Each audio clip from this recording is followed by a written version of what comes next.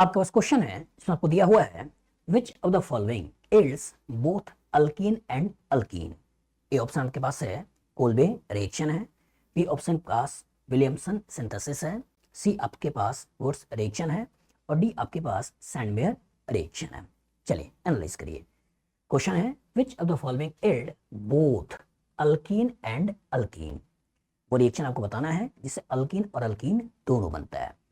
A option Kolbe reaction. तो Kolbe reaction क्या होता है? आपने नाम सुना होगा कोल्बे इलेक्ट्रोलिसिस। तो इसमें करते क्या है कि सॉल्ट ऑफ कार्बोक्सिलिक एसिड चाहे सोडियम पोटेशियम का लेते हैं और इसके ऊपर इलेक्ट्रोलिसिस कराते हैं और जिसकी इलेक्ट्रोलिसिस कराएंगे तो इसके कॉरस्पॉन्डिंग क्या होता है, कार्बन डाइऑक्साइड निकलता है, फ्री रेडिकल बनता है और ऐसे ही दो फ्री रेडिकल से कंबाइन करते हुए अल्कीन बना लेता है। मतलब अगर मैं कोल्बे रिएक्शन की बात करूं और यहाँ हमने सोडियम या potassium salt of carboxylic acid ले लिया और इसके ऊपर इलेक्ट्रोलिसिस कराया तो होगा क्या, यहीं से कार्बन डाइऑक्साइड निकल जाएगा, फ्री रेडिकल बन जाएगा और ऐसे ही दूसरे फ्री रेडिकल से कंबाइन करते हुए ये आर आर ऐसे बना लेगा। दैट मींस इससे अल्कीन बन गया। लेकिन अगर ही डाई कार्बोक्सिलिक एसिड का सॉल्ट हो, जैसे अगर आपके पास ये सक्सिनिक एसिड का सॉल्ट है, यहाँ हमने 4 कार्बन का डाइओइक एसिड सक्सिनिक एसिड ले लिया है और इसका सॉल्ट ले लिया और इसके ऊपर अगर इलेक्ट्रोलिसिस करा दें, तब क्या होगा, यहीं से आप इसको तोड़ दोगे, फ्री रेडिकल बना दोगे, ये तोड़ दोगे, फ्री रेडिकल बना दोगे और ये दोनों फ्री रेडिकल आपस में कंबाइन कर लेंगे और कंबाइन करते हुए यहाँ के कॉरस्पॉन्डिंग अल्कीन बना लेंगे। तो यहाँ के कॉरस्पॉन्डिंग आप लोगों ने इससे अल्कीन बना दिया और यहाँ के कॉरस्पॉन्डिंग आप लोगों ने यहाँ पर अल्कीन बना दिया। तो दैट मींस अल्कीन और अल्कीन दोनों इसके कॉरस्पॉन्डिंग बन सकते हैं। लेकिन अगर इसी पर्टिकुलर में यहाँ डबल बॉन्ड बना दें और डबल बॉन्ड बनाते हुए अगर इस पर्टिकुलर का सॉल्ट ले लें, ठीक है, इस पर्टिकुलर का सॉल्ट ले लें, ठीक है, आपका सिस वाला फॉर्म ले लें या आपका ट्रांस वाला फॉर्म ले लें। सिस वाले को बोलते हैं मैलाइक एसिड, ट्रांस वाले को बोलते हैं फ्यूमेरिक एसिड। तो मैलाइक एसिड या फ्यूमेरिक एसिड का सॉल्ट ले लें और इसके ऊपर अगर हम इलेक्ट्रोलिसिस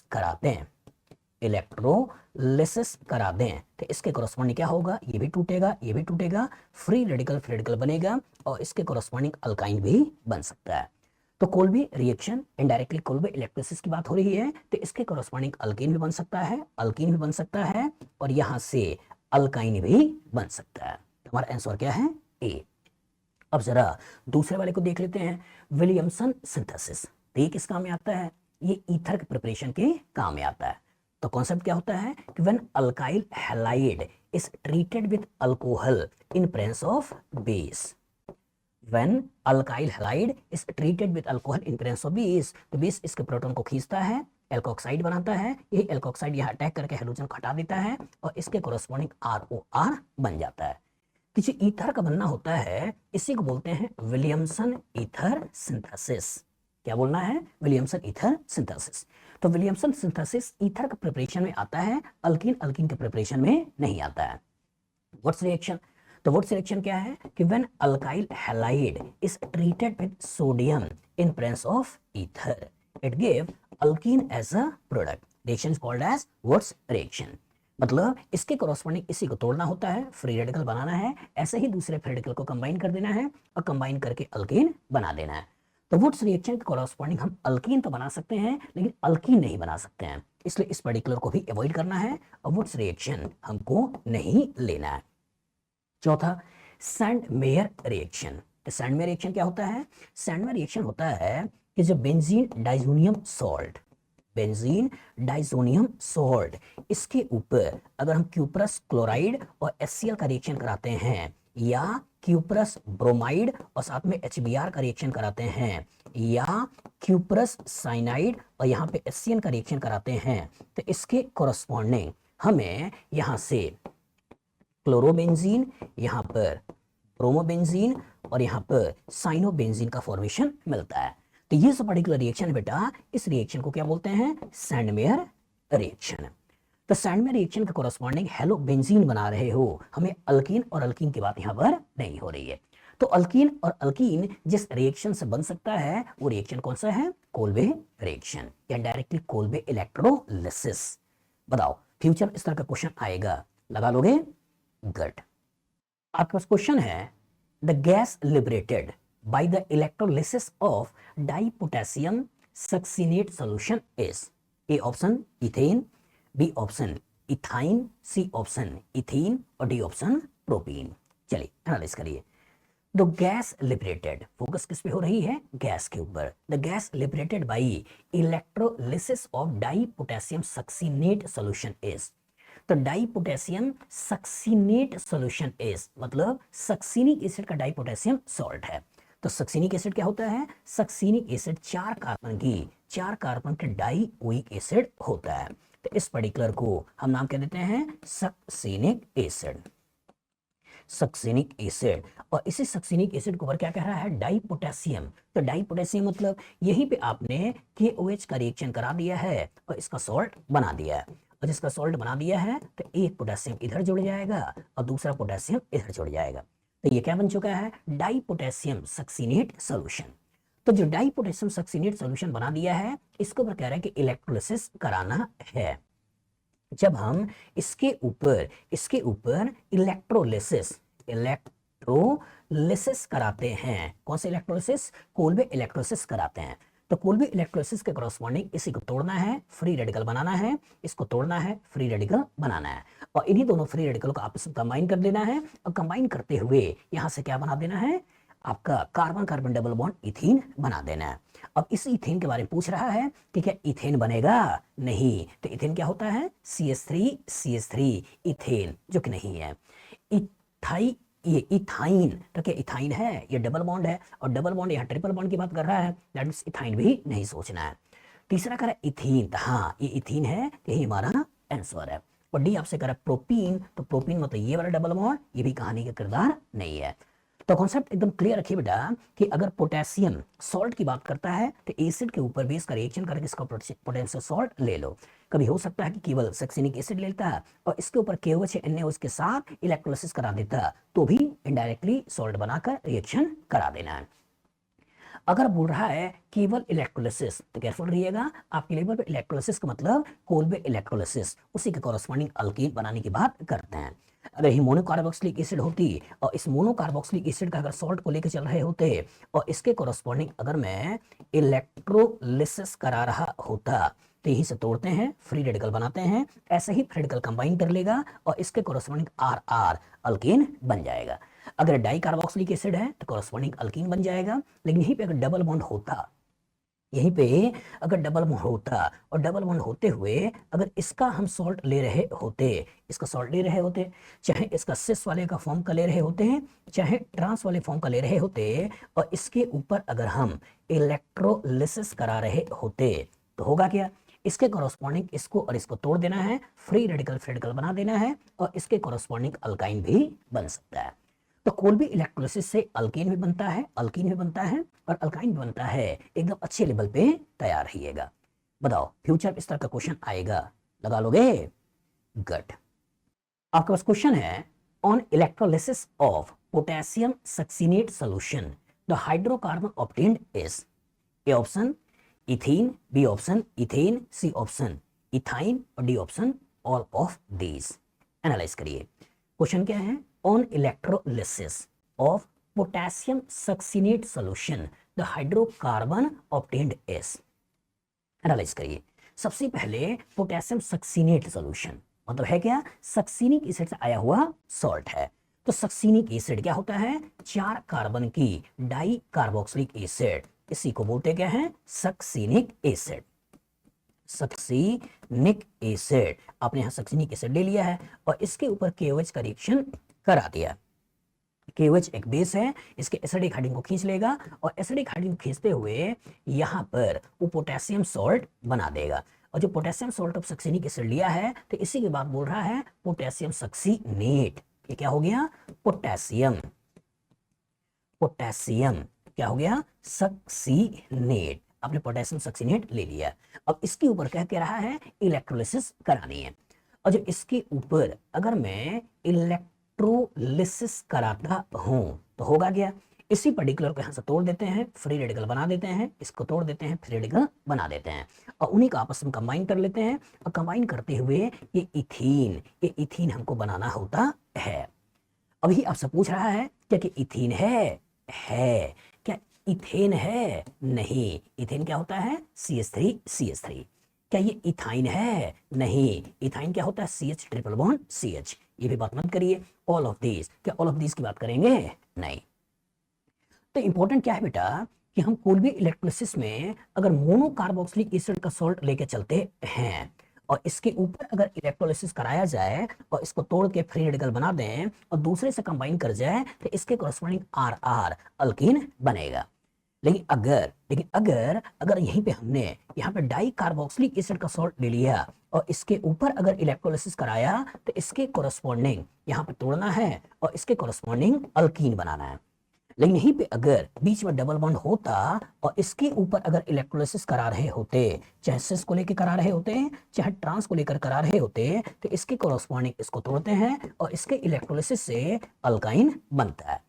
तो कोई भी इलेक्ट्रोलिसिस से हम अल्कीन भी बना सकते हैं, अल्कीन भी बना सकते हैं, अल्काइन भी बना सकते हैं। लेकिन मोनो कार्बोक्सिलिक एसिड से अल्कीन, डाई कार्बोक्सिलिक एसिड के सॉल्ट से अल्कीन और डाई कार्बोक्सिलिक एसिड के बीच में डबल बॉन्ड, तो इसके कॉरस्पॉन्डिंग अल्काइन। इसका प्रिपरेशन की बात हम करेंगे। तो चूंकि यहाँ पे डाई कार्बोक्सिलिक एसिड है लेकिन बीच में सिंगल बॉन्ड है, तो इसके कॉरस्पॉन्डिंग क्या बनाओगे? अल्कीन। बताओ, फ्यूचर इस तरह का क्वेश्चन आएगा, लगा लोगे? गुड। आपका क्वेश्चन है 1 bromo 3 chlorocyclobutane when treated with 2 equivalent of sodium in presence of ether, which of the following will be formed? A option दे रहा है ब्रोमोसाइक्लोब्यूटेन, बी ऑप्शन दे रहा है क्लोरोसाइक्लोब्यूटेन, सी ऑप्शन दे रहा है साइक्लोब्यूटेन और डी ऑप्शन में एक बाईसाइक्लिक कंपाउंड दे रखा है। एनालाइज करिए। क्वेश्चन क्या है? 1 ब्रोमो 3 क्लोरोसाइक्लोब्यूटेन। तो पहले इसका स्ट्रक्चर में आइए।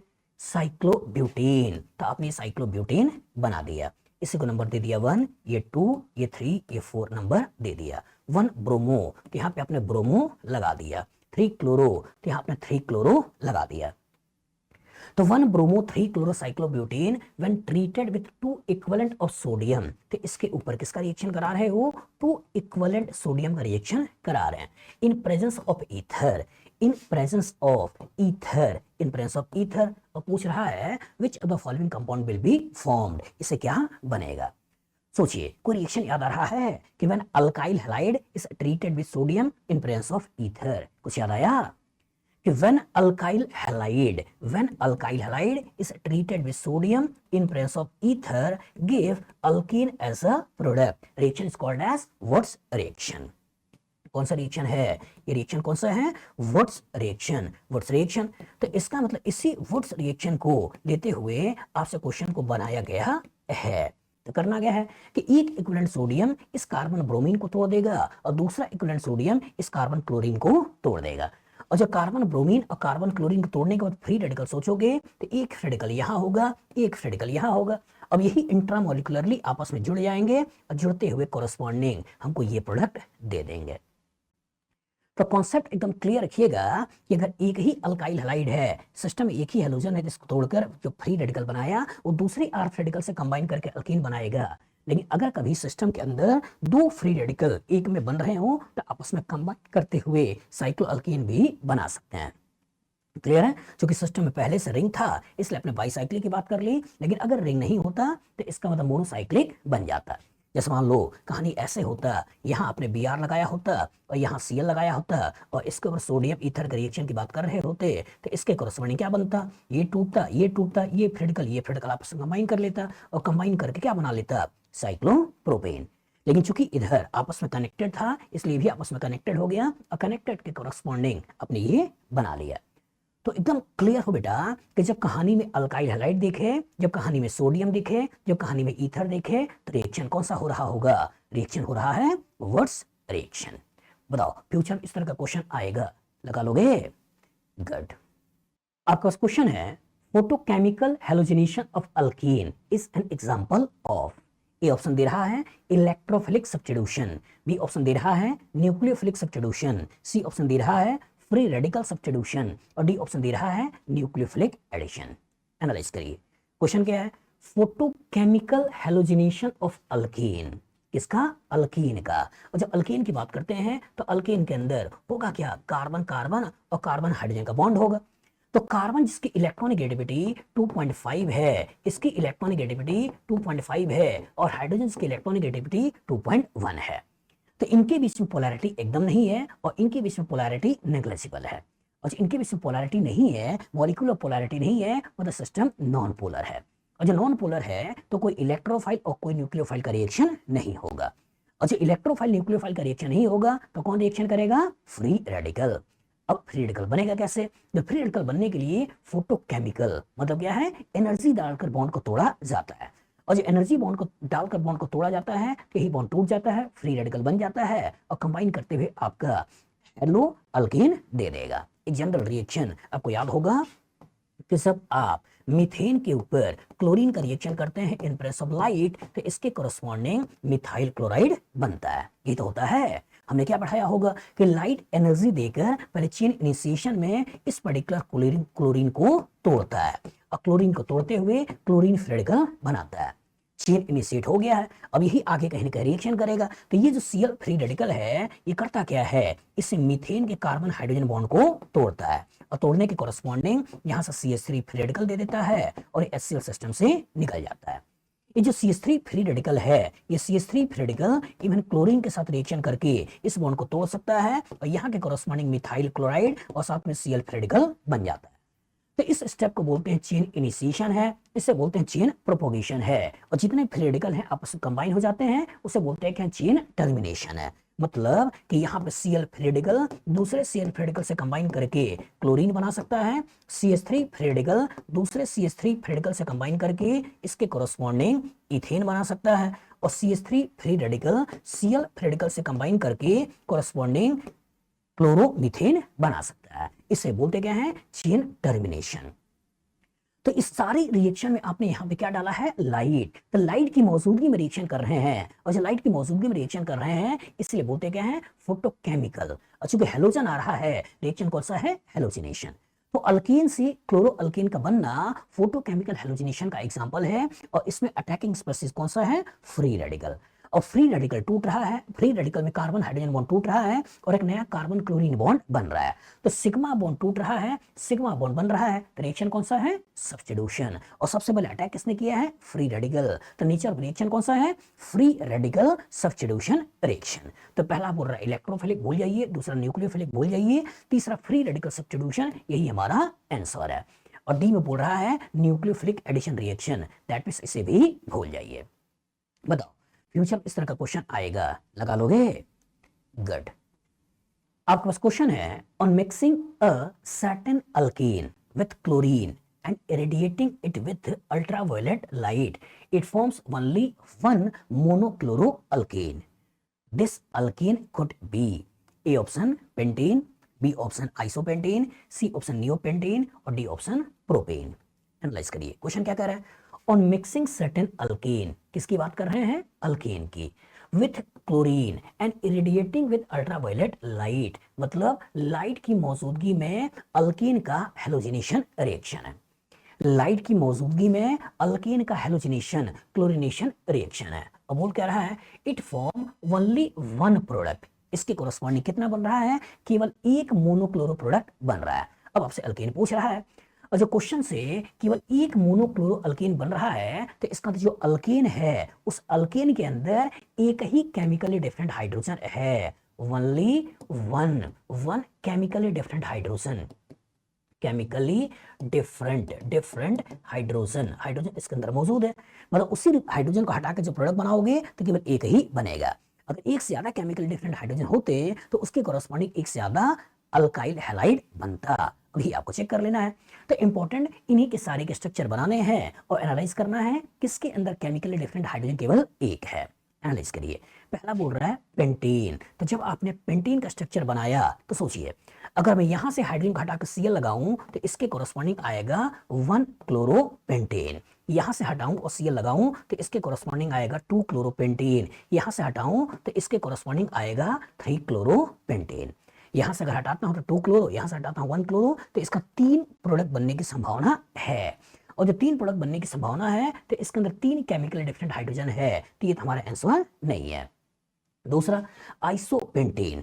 और जो आइसोपेंटेन का स्ट्रक्चर बनाते हो तो आइसोपेंटेन का ये स्ट्रक्चर होता है। तो स्ट्रक्चर वाइज देखें तो इसके अंदर 1, इसके अंदर 2, ये 3 और 4 केमिकल डिफरेंट हाइड्रोजन इसके अंदर मौजूद हैं।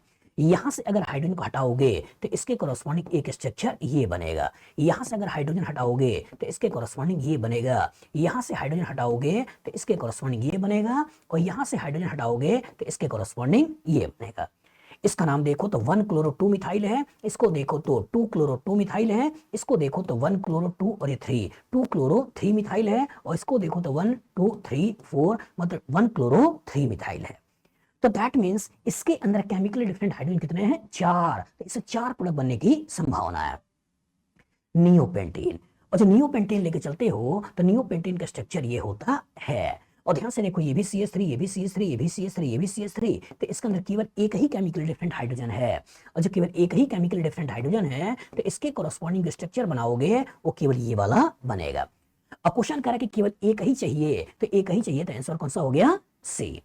अगर आप इस प्रोपेन का स्ट्रक्चर बनाओ तो प्रोपेन के अंदर भी 2 केमिकल डिफरेंट हाइड्रोजन है। एक यहां से हटाते हुए आप N क्लोरोप्रोपेन सोच सकते हो और या फिर 1 क्लोरोप्रोपेन और यहां से करते हुए 2 क्लोरोप्रोपेन सोच सकते हो।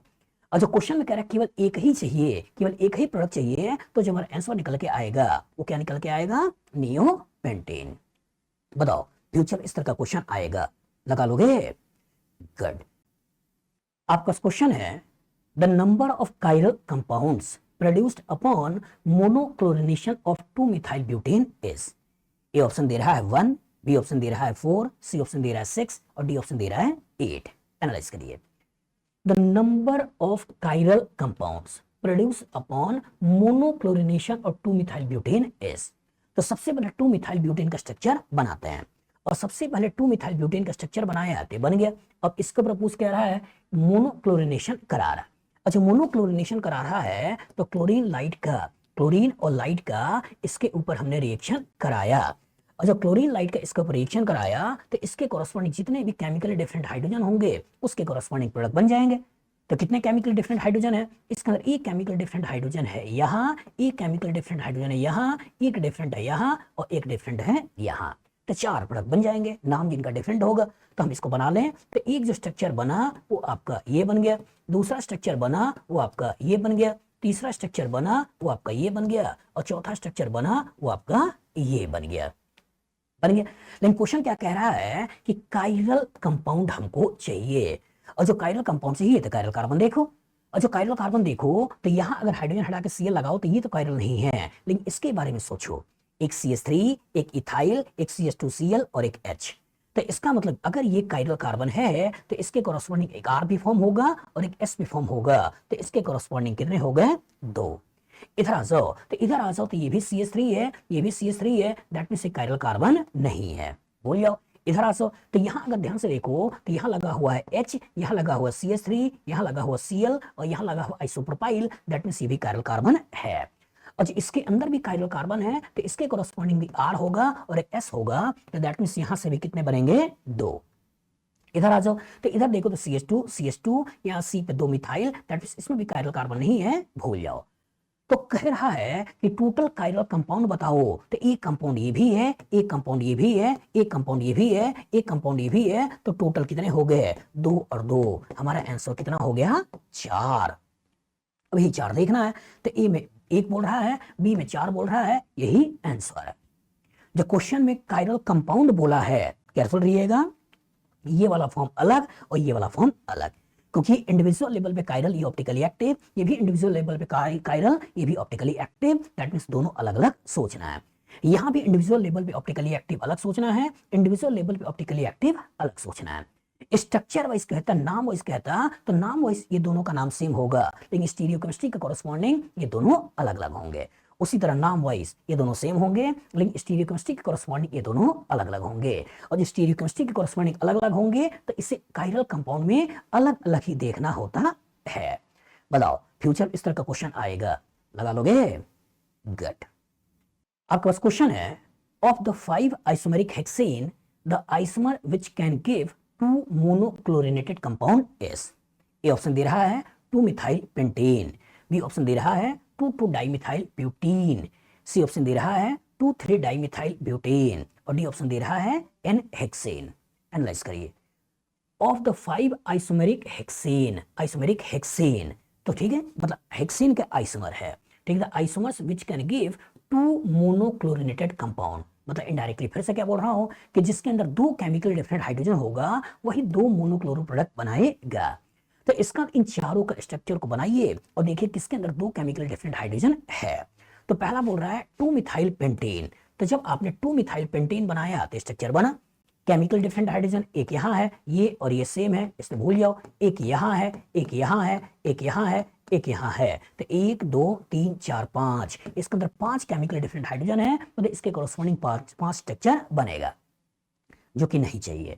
दूसरा बोल रहा है 2 डाइमिथाइल ब्यूटेन, ये ब्यूटेन है, ये ब्यूटेन लिख दिया है, तो 2 डाइमिथाइल ब्यूटेन, तो अगर 2 डाइमिथाइल ब्यूटेन है तो इसका मतलब हम जो स्ट्रक्चर बनाने वाले हैं वो स्ट्रक्चर ऐसा बनाने वाले हैं, क्योंकि इसमें हेक्सेन का आइसोमर बोला है इसलिए मैंने यहाँ पर डबल बॉन्ड हटा के सिंगल बॉन्ड कराया, ब्यूटेन की बात किया, और देखोगे तो नंबर ऑफ कार्बन 6 ही है।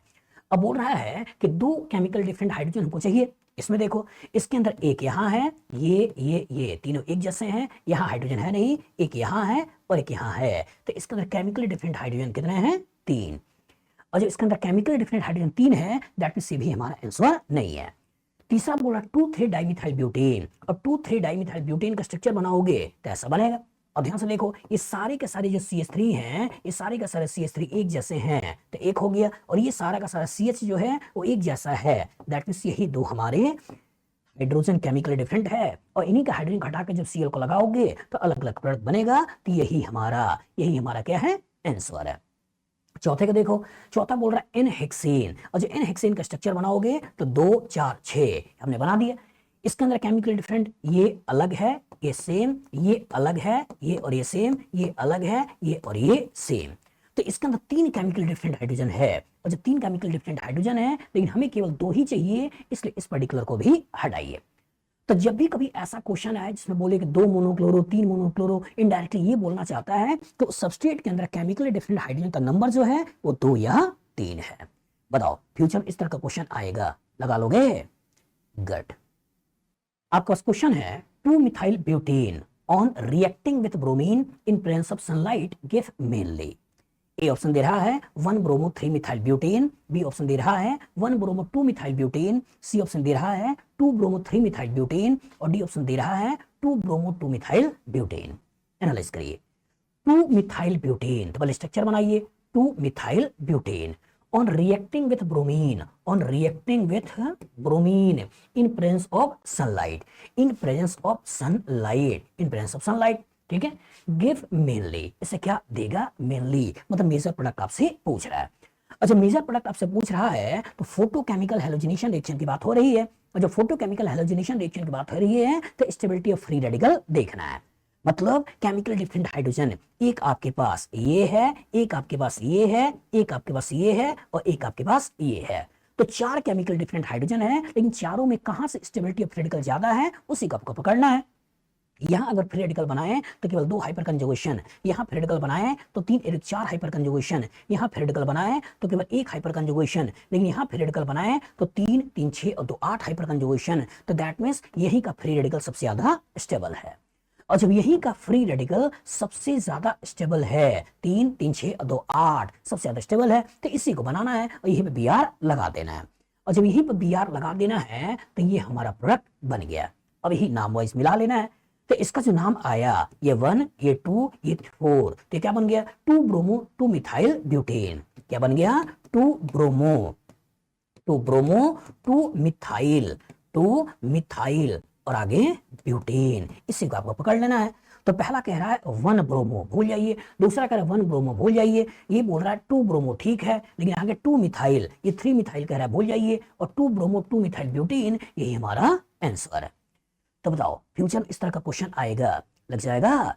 तो कॉन्सेप्ट एकदम क्लियर रखिए बेटा कि सबसे पहले मेजर प्रोडक्ट बना लीजिए और उसी मेजर प्रोडक्ट को कॉमन नेम से या आयुपैक नेम से जो लिखा हो उसके साथ मैच करके आंसर निकाल लीजिए। बताओ फ्यूचर में क्वेश्चन आएगा, लग जाएगा? गुड।